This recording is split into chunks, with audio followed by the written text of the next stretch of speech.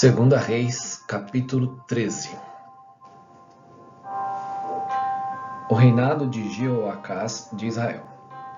No 23º ano do reinado de Joás, filho de Acasias, rei de Judá, Jeoacás, filho de Jeú, começou a reinar sobre Israel em Samaria, e reinou 17 anos.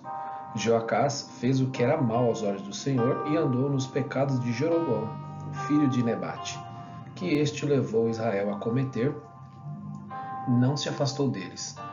Por isso a ira do Senhor se acendeu contra Israel, e ele os entregou nas mãos de Hazael, rei da Síria, e nas mãos de Ben-Hadad, filho de Hazael, todos aqueles dias. Porém, Jeoacás fez súplicas diante do Senhor, e o Senhor o ouviu, pois viu a opressão com que o rei da Síria atormentava Israel. O Senhor deu um salvador a Israel, de modo que os filhos de Israel se livraram do poder dos sírios e puderam morar de novo em suas casas, como antes. Contudo, não se afastaram dos pecados da casa de Jeroboão, que este levou Israel a cometer, mas andaram neles, e também o poste da deusa Será permaneceu em Samaria. Do exército de Jeoacás só restaram 50 cavaleiros, 10 carros de guerra e 10.000 soldados de infantaria, porque o rei da Síria havia destruído os demais, reduzindo-os a pó. Quanto aos demais atos de Jeoacás e tudo o que fez ao seu poder, não está tudo escrito no livro da história dos reis de Israel? Jeoacás morreu e foi sepultado em Samaria, e Jeoás, seu filho, reinou em seu lugar.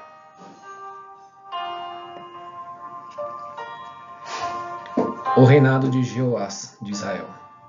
No 37º ano do reinado de Joás, rei de Judá, Jeoás, filho de Jeoacás, começou a reinar sobre Israel em Samaria, e reinou 16 anos. Fez o que era mal aos olhos do Senhor. Não se afastou de nenhum dos pecados de Jeroboão, filho de Nebate, que este levou Israel a cometer, porém andou neles.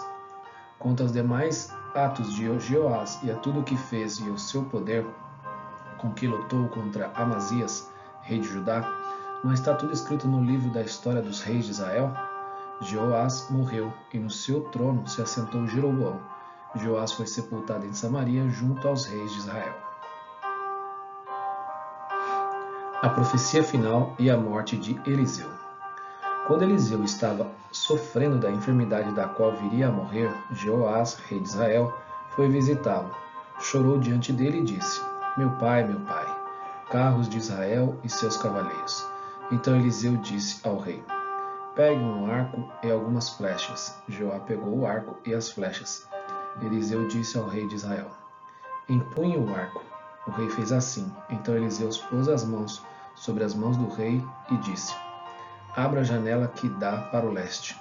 O rei abriu. Eliseu continuou: atire. E o rei atirou. Então Eliseu disse: flecha da vitória do Senhor, flecha da vitória contra os sírios. Você vencerá os sírios em Afeca, até acabar com eles. Eliseu disse mais: pegue as flechas. Ele as pegou. Então disse o rei de Israel: atire contra o chão. O rei fez isso 3 vezes e parou. Então o homem de Deus ficou indignado com ele e disse: você deveria ter atirado 5 ou 6 vezes, e assim venceria os sírios até acabar com eles. Mas agora vai vencê-los só 3 vezes. Eliseu morreu e o sepultaram.